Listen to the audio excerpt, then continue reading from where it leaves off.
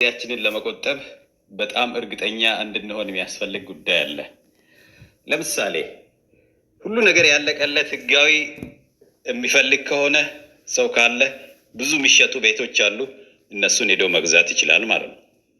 ኦኬ፣ አሁን እኛ ከዜሮ እየጀመርን ያለ ነው። አዲስ ድርጅት እየከፈትን ያለ ነው ማለት ነው። አዲስ ድርጅት ነው የምከፍተው ብሎ ነው የሚመጣው። ማንም ሰው ሲመጣ ለመነሻ የሚሆን መረጃ ዶክመንት አለኝ። ቢዝነስ ፕላን አይደለም።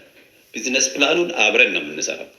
አሁን እኔ ማወቅ የምፈልገው መጀመሪያ ማን ነው ለኢንቨስትመንት ለመጀመር ዝግጁ የሆነ ሰው፣ እንዴት ነው ያንን ሰው ማውቀው ነው። ቴሌግራም ግሩፕ ላይ ስለመጣ ነው የተለያዩ ጥያቄዎችን ስለሚጠይቀኝ አይደለም። እኔ ተግባር ነው የምፈልገው። ካለፉት 1 ዓመታት የተማርኩት ይሄንን ነው።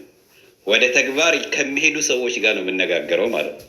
10 ጥያቄ ሲጠይቀኝ አንድ ሰው ቆሞ ያንኑ ጥያቄ ነው መልሼ የምጠይቀው።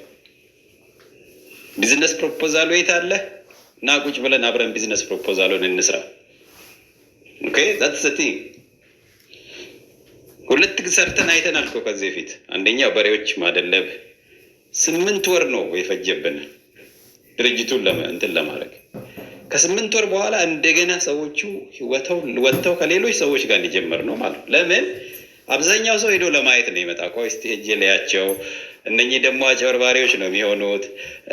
ፖለቲካ ሊሆን ይችላል ምናምን። ስራው የት ነው የሚሰራው? አንዳንዱ እሱ ከተማ ውስጥ የማንሰራ ከሆነ ለመክፈል ዝግጁ ያልሆነ አለ።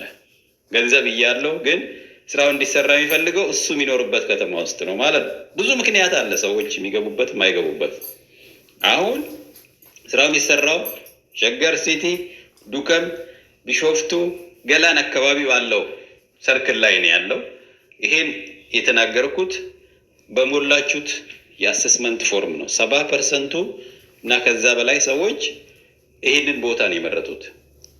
እኔም እዛ ቤት አለኝ፣ ብዙ ዘመዶች አሉኝ።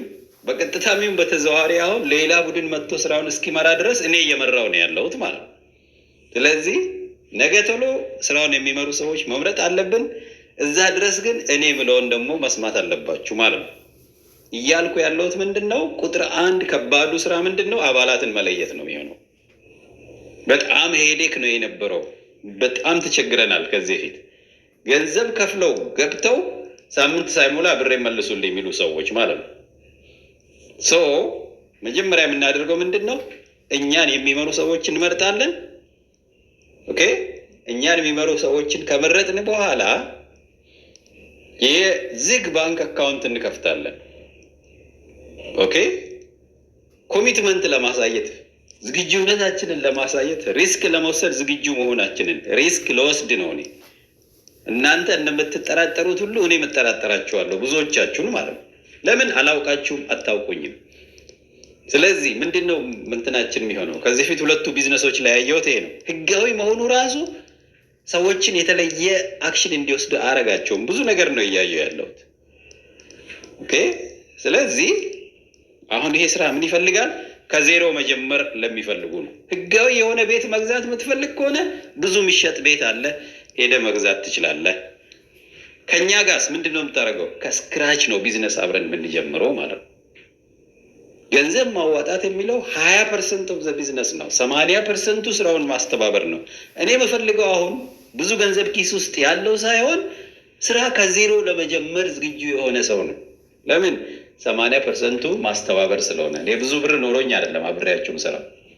ነገር ግን እርግጠኛ ነኝ እኔም 100,000 ብር ባወጣ፣ አንተም 100,000 ብር ብታወጣ፣ ጓደኛ 100,000 ብር ቢያወጣ፣ በ100,000 ብር ጀምረን ቀስ እያልን እየተመካከርን በየወሩ በየ2 ወሩ ገንዘብ እየጨመርንበት ቆንጆ ድርጅት መክፈት እንደምንችል አውቃለሁ። አሁን እዚህ ቆሜ 44ቱን ታቦት እየጠራው መሐላ ውስጥ መግባት አልፈልግም። ህጋዊ ያለቀለት ዶክመንትም አይደለም ያለን፣ ህጋዊ ነው የምናደርገው። ወደ ህጋዊነት ነው አብረን የምንሰራው ማለት ቀስ በቀስ። ከዜሮ ለመጀመር የምትፈልጉ ብቻ እንድትዝገቡ በድጋሜ ልነግራችሁ ፈልጋለሁ። ኦኬ፣ እና ይልቅ በዚህ አጋጣሚ ስራ ስሩ። ለምሳሌ ቢዝነስ ፕሮፖዛል ለመስራት ኮሚቴ ውስጥ ግቡ። ኦኬ፣ ኮሚቴ ስንመርጥ በደንብ ባክግራውንዳችሁን አይተን ከፖለቲካ ከምናምን እንደዚህ ከመጥፎ ነገሮች ከዚህ በፊት የነበራችሁን ስቶሪ ጭምር ጠይቀን ነው የምትገቡት ማለት ነው።